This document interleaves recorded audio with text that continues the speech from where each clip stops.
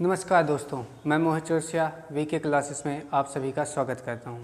दोस्तों, आज जो हम लोग पढ़ने वाले हैं वो हमारा टॉपिक रहने वाला है कि इलेक्ट्रॉनिक विन्यास, इलेक्ट्रॉनिक कॉन्फ़िगरेशन हम लोग कैसे करें। आए दिन हम देखते रहते हैं कि बहुत सारे बच्चों की प्रॉब्लम होती है जो क्लास 9th में रहते हैं। अगर वो 9th में नहीं सीख पाते हैं तो उनको क्लास 11th में प्रॉब्लम होती है। इसलिए दोस्तों, आज ये जो हमने टॉपिक रखा है ये क्लास 9th और 11th दोनों में कॉमन है। इसलिए आपको यहाँ पर दिखाई दे रहा होगा कि जो हमने आपके लिए लिखा है कि ये कौन कौन सी क्लास के लिए हेल्पफुल रहेगा, तो वो है क्लास 9th और 11th। दोस्तों, दोनों के यहाँ चाहे क्लास 9th वाले हों चाहे क्लास 11th वाले हों, दोनों के यहाँ आपका ये इलेक्ट्रॉनिक विन्यास है। अगर यही आपके विद्यालय में नहीं पढ़ाया जाता है तो बच्चों को आगे चलकर जैसे 9th वालों को 11th में प्रॉब्लम होगी। तो ध्यान दीजिएगा दोस्तों, जो आज का ये हमारा टॉपिक है इलेक्ट्रॉनिक कॉन्फ़िगरेशन, इसमें पूरा बेसिक लेवल से मतलब जीरो से आपको पूरी जानकारी हम देने का प्रयास करेंगे। आइए देखते हैं। तो दोस्तों, यहाँ पर हम देखिए जो इलेक्ट्रॉनिक कॉन्फ़िगरेशन करने चल रहे हैं, सर्वप्रथम इसका कहाँ से क्या शुरुआत हुआ, आइए इसके बारे में हम चर्चा करते हैं।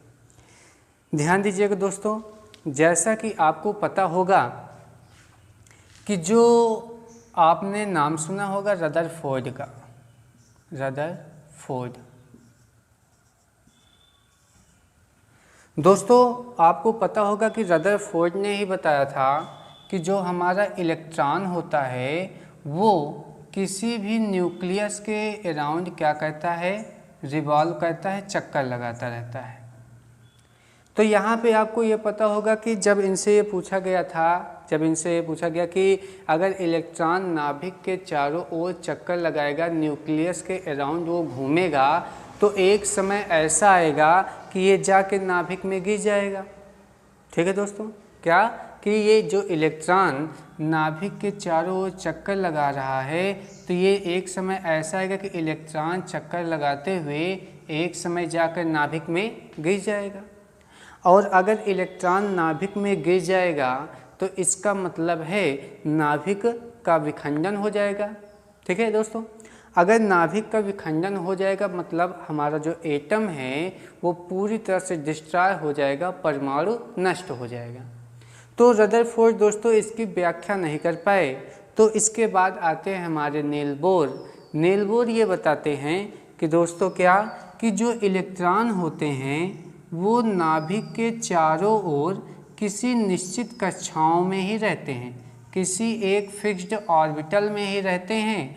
और ध्यान देना, इन कक्षाओं की खोज कौशल और लेविस नामक साइंटिस्ट ने किया था। किसने किया था? कौशल और लेविस ने किया था। इसलिए इन कक्षाओं का जो नाम है, इन ऑर्बिटल्स का जो नाम है वो KLM, कौशल के और लेविस के L से शुरुआत किया जाता है। बाकी जो MN आगे आएगा OPQR वो सब अल्फ़ाबेट के अकॉर्डिंग लिया जाता है। तो ध्यान दीजिएगा, आपसे अगर ये पूछा जाए कि जो ऑर्बिटल हैं जिसमें इलेक्ट्रॉन रहते हैं, जिनको हम कोष भी कहते हैं या कक्षा भी कहते हैं, उसकी खोज किसने किया था? तो कौशल और लेविस ने किया था। कौशल और लेविस ने ऑर्बिटल की खोज किया था। और ध्यान दीजिएगा, अब हमारे नील बोर क्या कहते हैं कि इलेक्ट्रॉन जो है इन्हीं कक्षाओं में, इन्हीं ऑर्बिटल्स में रहते हैं। ठीक है दोस्तों, तो आपको इससे ये पता चल गया कि जो हमारा कोष है, ध्यान दीजिएगा, ऑर्बिटल को हिंदी में क्या बोल देंगे? कक्षा। सेल को क्या बोल देंगे? कोष। ठीक है, अब ध्यान दीजिएगा, ऑर्बिटल क्या होते हैं? ऑर्बिटल वो होते हैं जिसमें इलेक्ट्रॉन रहते हैं, उन्हीं को हम लोग कोष भी कहते हैं। तो ध्यान दीजिएगा, आपका यहाँ पर पहला कोष कौन सा है? K, दूसरा कोष कौन सा है? L, तीसरा कोष क्या है? M, और चौथा कोष क्या है? N। तो ध्यान दीजिएगा दोस्तों, जो इलेक्ट्रॉनों का वितरण है, मतलब जिसको हम लोग इलेक्ट्रॉनिक विन्यास के नाम से जानते हैं, ये दो प्रकार का होता है। कैसे कैसे होते हैं, आइए देखते हैं। जो इलेक्ट्रॉनों का वितरण है दोस्तों, ये दो प्रकार का होता है। और कैसे होता है आइए देखते हैं। तो यहाँ पर एक ग्राफ के माध्यम से, आपके फिगर के माध्यम से समझते हैं। जैसे यहाँ पे हमने लिखा इलेक्ट्रॉनिक विन्यास, जिसको इंग्लिश में कहते हैं इलेक्ट्रॉनिक कॉन्फ़िगरेशन। ये आपका दो प्रकार का होता है। कितने प्रकार का? दो। एक है कोषों में इलेक्ट्रॉनों का वितरण, कोषों में इलेक्ट्रॉन का वितरण, जिसको हम लोग सामान्यतः केल्विन के नाम से जानते हैं। जब कहा जाए कि केल्विन से आपको इलेक्ट्रॉनिक कॉन्फ़िगरेशन करना है, इसका मतलब है आपका कोषों में इलेक्ट्रॉनों का वितरण करना है। दूसरा क्या होता है? उपकोषों में इलेक्ट्रॉनों का वितरण, उपकोषों में इलेक्ट्रॉनों का वितरण। अब उपकोषों में इलेक्ट्रॉनों का वितरण का मतलब क्या है दोस्तों? मतलब जो हम लोग SPDF से कहते हैं। ठीक दोस्तों, इलेक्ट्रॉनिक विन्यास में आपका एक क्या हमने देखा कि इलेक्ट्रॉनिक विन्यास दो प्रकार से किया जाता है, जिसमें क्या किया जाता है? एक कोषों में इलेक्ट्रॉनों का वितरण किया जाता है, दूसरा किया जाता है उपकोषों में इलेक्ट्रॉनों का वितरण। ध्यान दीजिएगा, इलेक्ट्रॉनिक विन्यास हम तब तक नहीं कर पाएंगे जब तक हमको ये ना पता हो कि किसी भी कोष में इलेक्ट्रॉनों की कुल संख्या होती कितनी है दोस्तों। ठीक है, तो आइए देखते हैं कि आपके कोषों में इलेक्ट्रॉनों का वितरण कितना होता है। इसके लिए एक फार्मूला होता है। फार्मूला क्या होता है? किसी कोष में, हमारे साथ साथ आप लिखते चलेंगे, किसी कोष में इलेक्ट्रॉन की कुल संख्या बराबर इलेक्ट्रॉन की कुल संख्या बराबर होती है आपके कितना? 2n²। किसी कोष में इलेक्ट्रॉन की कुल संख्या बराबर होती है आपकी 2n²। यहीं पे लिख लेंगे क्या? n आप क्या है? कोष संख्या है। n क्या है दोस्तों? कोष संख्या। कैसे जानेंगे कोष संख्या क्या है? जैसे हमने आपके सामने एक नाभिक बनाया, किसी भी परमाणु का ये नाभिक हो गया। नाभिक के पास ये पहला कोष K कहलाता है। उसके बाद ये जो दूसरा कोष आएगा ये L कहलाएगा। फिर ये जो तीसरा कोष है इसको हम लोग M बोलेंगे। उसके बाद ये जो चौथा कोष जा रहा है वो क्या होता है दोस्तों? N होता है। इसके आगे O, फिर P। तो जो ये पहला कोष हो गया, ये हो गया आपका दूसरा कोष, ये हो गया कोष 3, और ये क्या हो गया दोस्तों? कोष 4। तो आपके 4 कोष अभी हमने आपके सामने लिया है। पहले कोष K है, दूसरा आपका L है, तीसरा आपका M है, और चौथा क्या है? N है। तो यहाँ पे जो हमने K, L, M, N लिखा, ये तो हमारा कोष हो गया। लेकिन जो 1, 2, 3, 4 आपकी जो नंबरिंग की है हमने, वही है हमारी N। N क्या हो गई? हमारी कोष संख्या। तो किसी कोष में इलेक्ट्रॉनों की जो कुल संख्या होती है वो कितनी होती है दोस्तों? 2n² होती है। कितनी है? 2n²। तो आइए हम देखते हैं कि किसी भी कोष में इलेक्ट्रॉनों की जो कुल संख्या होगी वो कितनी होती है। आपको तो ये पता चल गया K, L, M, N। K के लिए आपका n बराबर 1, तो लिखेंगे यहाँ पर। पहला पॉइंट क्या हो जाएगा? K कोष में इलेक्ट्रॉनों की संख्या, K कोष में इलेक्ट्रॉनों की संख्या। तो K कोष के लिए पहले आप ये बताइए n की वैल्यू कितनी होती है, तो आप कहेंगे n बराबर 1। तो किसी भी कोष में इलेक्ट्रॉनों की कुल संख्या कितनी होती है, 2n² होती है, लेकिन k कोष के लिए n बराबर 1 होता है। तो 2 × 1 का स्क्वायर बराबर 2 × 1 कितना आ जाएगा, 2। मतलब आपका क्या समझे कि k कोष में जो इलेक्ट्रॉनों की कुल संख्या होगी वो कितनी होगी, 2 होगी। ठीक, इसी प्रकार से हम दूसरा देखते हैं। L कोष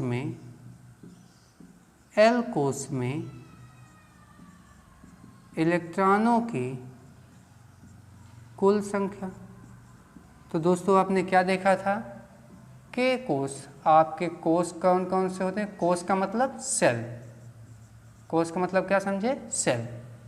के था, L, M और N, और जो इसका आपका सेल नंबर था, मतलब कोष संख्या जो थी, कोष संख्या सेल नंबर n बराबर k का था 1, L का था 2, M का था 3 और N का था कितना, 4। तो 1 2 3 4। तो आपका k के लिए n की वैल्यू 1 पुट किया। जब L के लिए इलेक्ट्रॉन की कुल संख्या निकालेंगे तो आपका n का मान कितना रखना पड़ेगा, 2। और किसी कोष में इलेक्ट्रॉनों की कुल संख्या का फार्मूला कितना होता है, फार्मूला होता है 2n²। n की वैल्यू हमको कितनी गिवन है, 2। अब इसको सॉल्व करेंगे, 2 का स्क्वायर कितना आ जाएगा, 4, और 4 2 जो कितना आ गया, 8। तो इसका मतलब क्या समझे दोस्तों, k कोष में इलेक्ट्रॉनों की संख्या हमारी 2 होती है, L कोष में इलेक्ट्रॉनों की संख्या 8 होती है।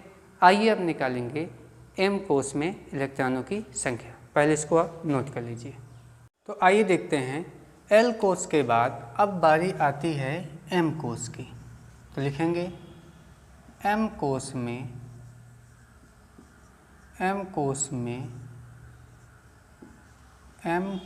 में इलेक्ट्रॉन की कुल संख्या, total number of electrons in M cell.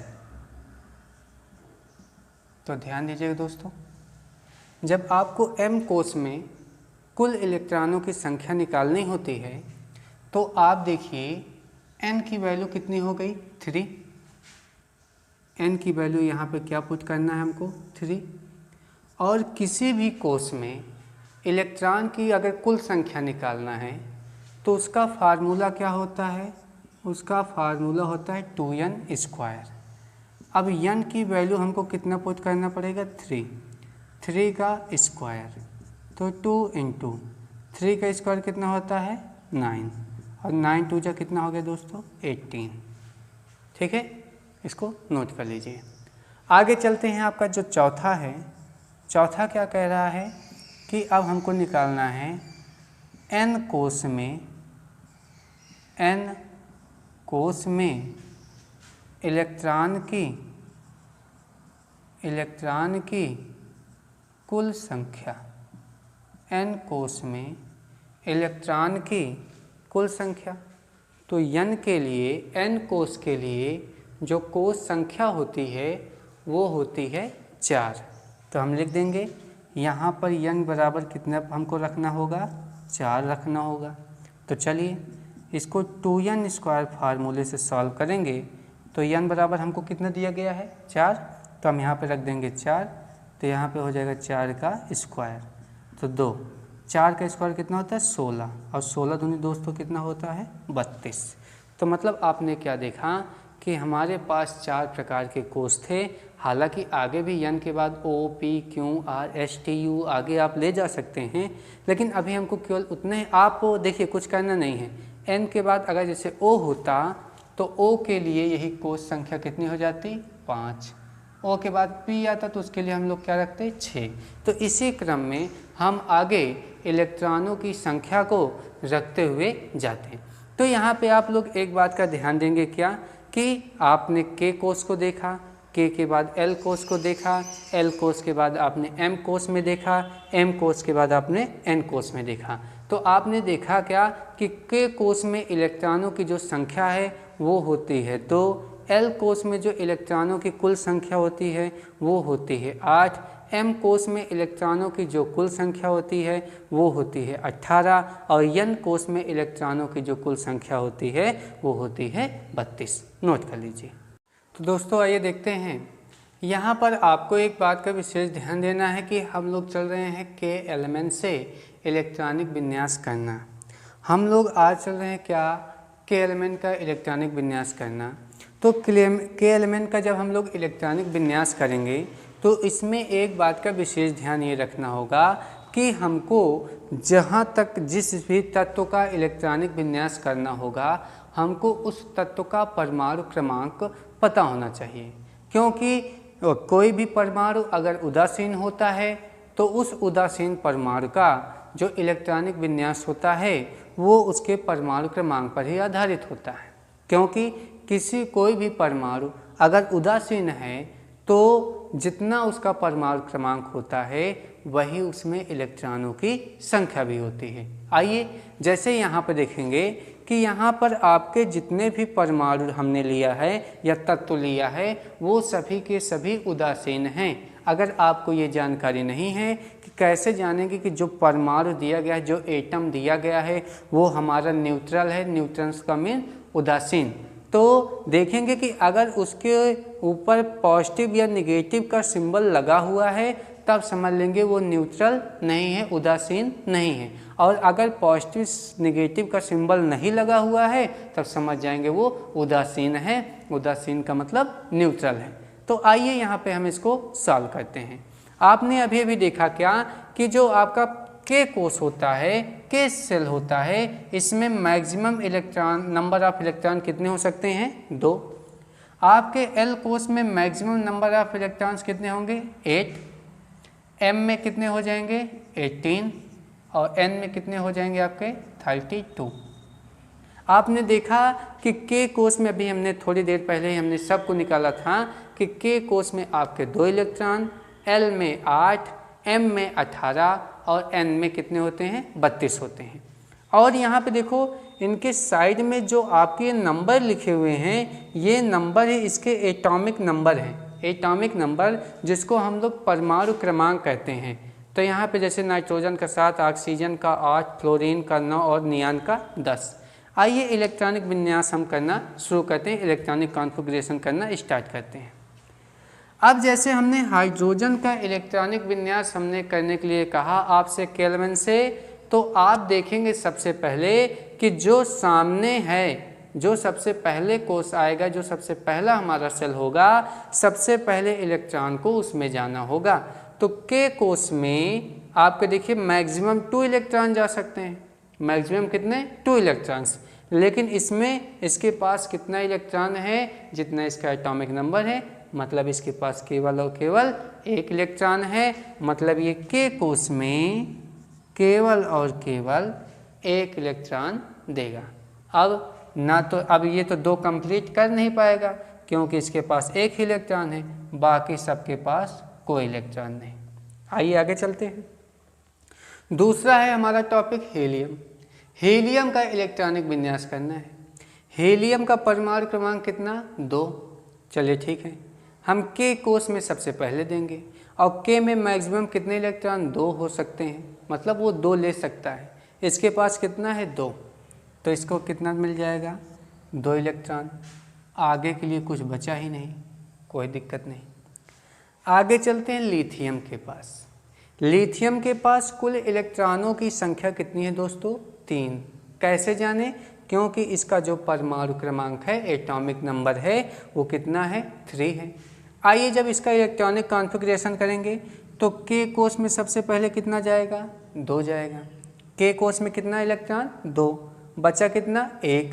अब वो 1 इलेक्ट्रॉन कहाँ जाएगा, क्योंकि K कोष में 2 से तो ज़्यादा तीसरा जाने वाला नहीं है, तो वो जो 1 इलेक्ट्रॉन बचा वो करेगा क्या, तो वो आगे की ओर चला जाएगा। मतलब L कोष में 1 इलेक्ट्रॉन चला जाएगा। टोटल काउंटिंग करने पर देखेंगे कि याद है कि नहीं, तो कितना है 2 1 3, मतलब सही है। अब आगे हमारे पास बचे नहीं है, तो आपके M कोष और N कोष आपके खाली रहेंगे। अब चलते हैं बेरिलियम। बेरिलियम का जो एटॉमिक नंबर है वो कितना है 4। अब सबसे पहले आपको पता है कि जो हमारा पोटेशियम है, पोटेशियम में मैक्सिमम कितने इलेक्ट्रॉन जाएंगे 2। तो इसमें मतलब के कोष में, सॉरी ये के कोष है, पोटेशियम नहीं है, तो पोटेशियम का सिंबल भी के होता है। चलिए, तो के कोष में आपके कितने इलेक्ट्रॉन 2, तो 2 में आपका इसमें 2 से ज़्यादा हम दे नहीं सकते। तो अब देखो हमारे पास बचे कितना, 4 इलेक्ट्रॉन थे, 4 में से हमने 2 दे दिया, बचे कितने 2। अब वो 2 इलेक्ट्रॉन किस में जाएंगे, एल कोष में, और एल कोष में हमने यहाँ लिख दिया 2। एम कोष और एन कोष के लिए कुछ नहीं बचा। आगे चलते हैं बोरान। बोरान का जो एटॉमिक नंबर है वो है 5। 5 में से आप इतना आप समझ गए होंगे कि इसमें सबसे पहले इसको फुल करके तब हम आगे की ओर चलेंगे। तो के कोष में हमने कितना इलेक्ट्रॉन रखा 2, बचा कितना 3। अब यहाँ पर कितना दे देंगे 3।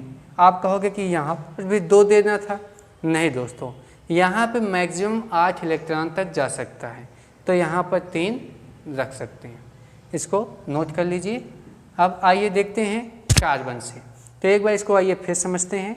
हाइड्रोजन का एटॉमिक नंबर 1 था, इसलिए यहाँ पर 1 लिखा गया।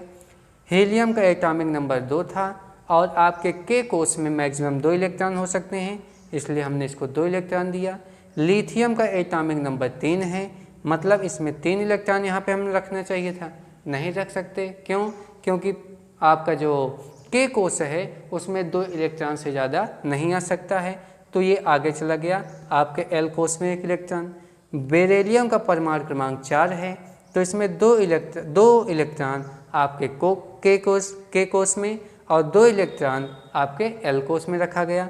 बोरान का परमाणु क्रमांक 5 होता है, के कोष में आपके 2 इलेक्ट्रॉन और एल में आपके 3 इलेक्ट्रॉन। ठीक है, आइए चलते हैं इधर। कार्बन का जो एटॉमिक नंबर है, परमाणु क्रमांक है, वो है 6। कितना है दोस्तों 6 है। तो इसका मतलब है के कोष में 2 से तो ज़्यादा जाएगा नहीं, बचा कितना 4।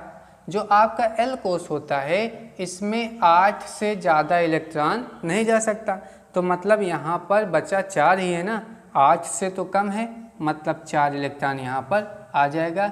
यम कोष और एन कोष आपके ब्लैंक रहेंगे, खाली रहेंगे। आपका जो नाइट्रोजन है, नाइट्रोजन का जो परमाणु क्रमांक है वो है 7। नाइट्रोजन का परमाणु क्रमांक है 7, और इसका जब हम लोग इलेक्ट्रॉनिक विन्यास करेंगे तो यहाँ पर के कोष में रखेंगे 2 इलेक्ट्रॉन को, बचा हमारे पास 5 इलेक्ट्रॉन। अब वो 5 इलेक्ट्रॉन किस कोष में चला जाएगा, एल कोष में चला जाएगा। आपका एम और एन कोष क्या रहेगा दोस्तों, खाली रहेगा। उसके बाद चलते हैं ऑक्सीजन में। ऑक्सीजन का परमाणु क्रमांक 8 है, मतलब ऑक्सीजन के जो के कोष है उसमें रखेंगे 2 इलेक्ट्रॉन, बचेगा ऑक्सीजन के पास 6 इलेक्ट्रॉन। उस 6 इलेक्ट्रॉन को आप कहाँ रख देंगे, उस 6 इलेक्ट्रॉन को आप रख देंगे एल में, और देखो आगे खाली है। अच्छा, इसमें कब तक जाएगा दोस्तों, दिया गया है 8 तक, मतलब जब तक 8 इलेक्ट्रॉन नहीं हो जाते तब तक एम और एन को वेट करना होगा। ठीक है दोस्तों, आगे चलते हैं। अब है आपका फ्लोरीन। फ्लोरीन का परमाणु क्रमांक है 9। अब इसमें देखिए यहाँ पर के कोष में रखेंगे 2 इलेक्ट्रॉन, बचा कितना 9 में से जब 2 माइनस करेंगे तो आ जाएगा 7, मतलब आपके एल कोष में 7 इलेक्ट्रॉन, बाकी आपके यम और एन क्या रहेंगे, खाली रहेंगे। अब आता है नियान। नियान का परमाणु क्रमांक 10 है, के कोष में देगा 2 इलेक्ट्रॉन और एल कोष में कितना देगा 8 इलेक्ट्रॉन, एम और एन खाली रहेंगे दोस्तों। तो इस प्रकार से आपने क्या देखा कि 1 से लेकर 10 तक के तत्वों का इलेक्ट्रॉनिक विन्यास देखा, किस विधि से, किस मेथड से, के एलिमेंट से। ठीक है दोस्तों, इसको नोट करिए। इसके बाद हम लोग कहते हैं 11 से 20 तक का इलेक्ट्रॉनिक विन्यास। ध्यान दीजिए दोस्तों, अब आइए हम चलते हैं इलेक्ट्रॉनिक विन्यास कहते हैं 11 से लेकर 20 तक के तत्वों को। तो ध्यान दीजिएगा, जो आपका 11 परमाणु क्रमांक है वो है आपका सोडियम का। किसका परमाणु क्रमांक है दोस्तों, सोडियम का परमाणु क्रमांक है। अब सोडियम का जो एटॉमिक नंबर है, परमाणु क्रमांक है, वो है 11। क्या है दोस्तों, 11 है। तो सोडियम का परमाणु क्रमांक 11 है, तो के कोष में तो 2 से ज़्यादा इलेक्ट्रॉन जाएगा नहीं, ये तो आपको पता है। के में मैक्सिमम 2 इलेक्ट्रॉन जाएंगे। अब K कोष के बाद L कोष में जाएगा, तो आपको पता है हमारे पास है इलेक्ट्रॉनों की कुल संख्या कितनी 11। K कोष में कितना गया 2, L में कितना, अब बचा कितना, पहले 11 में से 2 जो हटाएंगे तो 9 आएगा। तो 9 में से आपके L कोष में मैक्सिमम 8 इलेक्ट्रॉन जाते हैं, बचा कितना 1, तो 1 इलेक्ट्रॉन M कोष में, तो 8 2 10 1 11। इसी तरह जब मैग्नीशियम का करेंगे तो K कोष में 2, 8 यहाँ पर कितना हुआ 8 2 10, 10 2 12, 2 यहाँ पर आपके K कोष में, 8 L कोष में और 3 M कोष में। 8 2 10 3 13। सिलिकॉन 2 8 4, फास्फोरस में 2 8 5। और एक बार हम ऐड करके चेक करेंगे क्या वो एटॉमिक नंबर के इक्वल आता है कि नहीं। तो इस प्रकार से सोडियम का परमाणु क्रमांक 12, तो K कोष में 2, L कोष में 8, M कोष में 1। मैग्नीशियम का परमाणु क्रमांक 12, K कोष में 2, L कोष में 8 और M कोष में 2। एल्युमिनियम का परमाणु क्रमांक 13, K कोष में 2, L कोष में 8, M कोष में 3। अब नहीं है तो N में तो हम कहीं से लेकर आएंगे नहीं, हमारे पास जितनी व्यवस्था है हम उतना ही काम करेंगे। हमारे पास जितने इलेक्ट्रॉन थे हमने उसका इलेक्ट्रॉनिक विन्यास किया, नहीं हो पाई N की व्यवस्था तो हमने नहीं किया उसका। तो 15 का देखते हैं, सिलिकॉन का देखते हैं तो 2 8 4, फास्फोरस का देखते हैं तो 2 8 5। आइए देखते हैं सल्फर का। सल्फर का दोस्तों परमाणु क्रमांक कितना होता है 16। तो 16 में जब केल्विन से इलेक्ट्रॉनिक विन्यास करेंगे तो K कोष में कितना हो जाएगा 2, L में कितना हो जाएगा 8 और M में कितना हो जाएगा 6। 8 2 10 और 10 6 16। क्लोरीन का कितना है 17, K कोष में कितना इलेक्ट्रॉन 2, L कोष में कितना हो जाएगा 8 और M कोष में कितना हो जाएगा 7। ठीक है दोस्तों। अब कहते हैं आर्गन 18 का, इसका इलेक्ट्रॉनिक विन्यास करेंगे तो 2 8 8। ठीक है दोस्तों। अब यहाँ पर 19 का और 20 का करने से पहले एक ज़रूरी सूचना है। सूचना इसमें क्या है दोस्तों कि अगर आपको वीडियो पसंद आ रहा हो तो आप इसको ज़्यादा से ज़्यादा शेयर करें, अपने दोस्तों के पास भी भेजें। ठीक है दोस्तों। और आपके कमेंट्स, आपके लाइक ही हमको मोटिवेट करते हैं। आप वीडियो को लाइक किया करिए, कमेंट किया करिए कि आपको वीडियो कैसे लगा। इससे मेरी प्रेरणा बढ़ती है कि मैं आपके लिए और वीडियो डाला करूँ। तो ध्यान दीजिए दोस्तों, यहाँ पर हमने आपको इसलिए ये सारी चीज़ें अब चल रहे हैं बताने कि क्यों यहाँ पर इसके बाद हम रुक रहे हैं। यहाँ पे अधिकांशतः ये बोल दिया जाता है कि भैया अपवाद है। अपवाद है मतलब कि यहाँ के बाद 8 के बाद 9वां इलेक्ट्रॉन नहीं जाता, 1 इलेक्ट्रॉन चला जाता, वो अपवाद में आता है। तो यहाँ पे दोस्तों अपवाद वगैरह कुछ नहीं है, इसको कुछ नियम है, उस नियम को हमको जानकारी होनी चाहिए। यहाँ पे कोई भी अपवाद नहीं है। अब ध्यान दीजिए वो नियम क्या होता है दोस्तों। नियम ये है कि किसी भी परमाणु के बाह्य कोश में यदि 8 इलेक्ट्रॉन हो जाते हैं तो वह अस्थायी हो जाता है। ठीक है दोस्तों। क्या? यदि किसी परमाणु के बाह्य कोश में 8 इलेक्ट्रॉन हो जाते हैं तो वह अस्थायी हो जाता है। जैसे इसमें क्या देख रहे हैं कि आर्गन के बाह्य कोश में 8 इलेक्ट्रॉन हो गए हैं, मतलब यहाँ तक का जो इलेक्ट्रॉनिक विन्यास है वो अस्थायी हो जाता है। बाकी इसके आगे के बारे में कि इसमें और कौन सी घटनाएं होती हैं, क्या और कोई रूल लगता है? हाँ लगता है दोस्तों, लेकिन उसको बिना एसपीडीएफ से इलेक्ट्रॉनिक विन्यास किए हम आपको अभी बताने तो बता दें, लेकिन आपको वो समझ में नहीं आएगा। इसलिए इसके बाद जो आपका नेक्स्ट वीडियो आने वाला है एसपीडीएफ वाला, तो आप उस पर एसपीडीएफ का जब इलेक्ट्रॉनिक विन्यास देखेंगे तो वहाँ पर आपके 18 के बाद 19 में कैसे होता है, 24 में कैसे होता है, 29 में कैसे होता है, तो इन सब के बारे में detail 0 level to high level सारे तरह के आपके जितने मन में क्वेश्चन बनते हैं सब तरीके का वहाँ पे निपटारा होगा। तो ध्यान दीजिएगा दोस्तों, आप इसको देखने के बाद इस पर कमेंट करिएगा कि कैसा लगा आपको ये वीडियो। उसके बाद हमारे जो आने वाला नेक्स्ट वीडियो होगा SPDF से इलेक्ट्रॉनिक विन्यास, उसको आप ज़रूर देखिएगा। आइए देखते हैं। तो यहाँ पे दोस्तों होता क्या है कि जब देखते हैं कि बाह्य कोश में 8 इलेक्ट्रॉन हो जाते हैं तो कुछ समय के लिए, अब देखिए आपको पता है कि K कोश में मैक्सिमम 2 इलेक्ट्रॉन जाता है, L कोश में मैक्सिमम 8 इलेक्ट्रॉन जाता है, M कोश में मैक्सिमम 18 इलेक्ट्रॉन जाता है और N कोश में मैक्सिमम 32 इलेक्ट्रॉन जाता है। तो आप कहेंगे कि भाई 2 वाले में तो कोई परेशानी नहीं है, 8 वाला 8 तक आपने फिलअप किया, कोई परेशानी नहीं आई, लेकिन M में 18 तक क्यों नहीं फिलअप कर रहे हैं? तो आपके लिए फिर से हम बताना चाहते हैं कि अगर बाह्य कोश में 8 इलेक्ट्रॉन हो जाता है तो अस्थायित्व को प्राप्त करता है। इसी अस्थायित्व को थोड़ी देर के लिए हटाने के लिए हम क्या करते हैं, कुछ इलेक्ट्रॉन N कोश में ले जाकर डालना शुरू करते हैं। तो देखिए 2 8 8 8 2 10 10 8 18 और ये हो जाएगा हमारा 19वां इलेक्ट्रॉन। अब जैसे ही हम कैल्शियम का करते हैं तो यहाँ देखिए 2 8 8 2।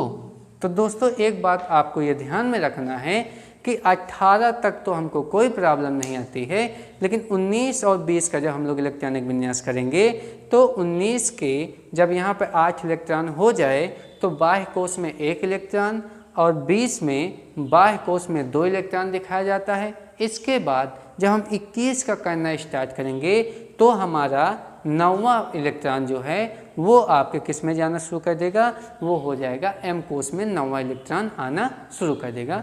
नोट कर लीजिएगा इसको। आइए देखते हैं स्कैंडियम का इलेक्ट्रॉनिक विन्यास जब करेंगे तो स्कैंडियम का परमाणु क्रमांक है 21। इसका मतलब है इसमें इलेक्ट्रॉनों की जो कुल संख्या है वो कितनी हो गई दोस्तों, 21।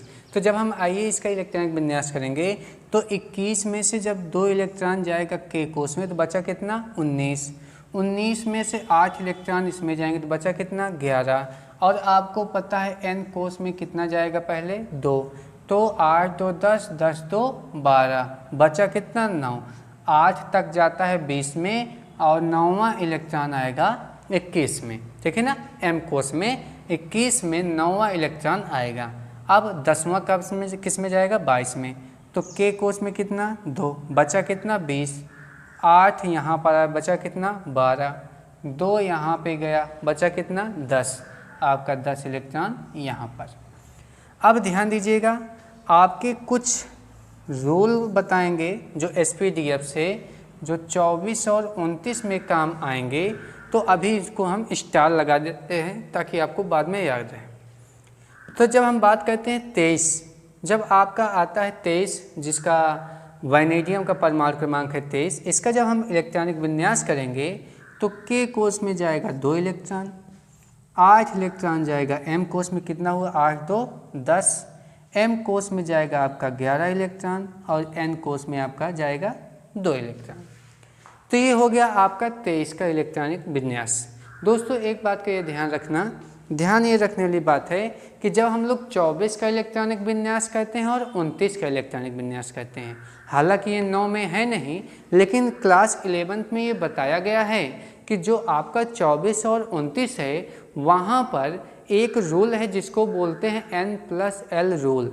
N+L रूल दोस्तों क्या कहता है कि इलेक्ट्रॉन सबसे पहले उसमें जाता है, पहले आप बाऊ तो बताते हैं कि जिसका ऊर्जा स्तर कम होता है इलेक्ट्रॉन पहले उसमें जाता है, लेकिन N+L रूल जो है वो ये बताता है कि अगर एक होता है अर्धभरित कक्षा, एक होता है पूर्ण भरित कक्षा।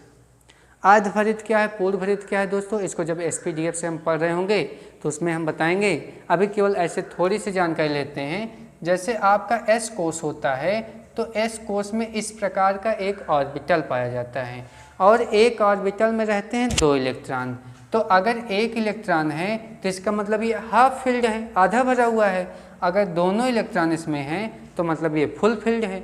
तो ध्यान देना, यही आपका हाफ फील्ड और फुल फील्ड का जो रूल है वही यहाँ पर 24 और 29 में लगता है।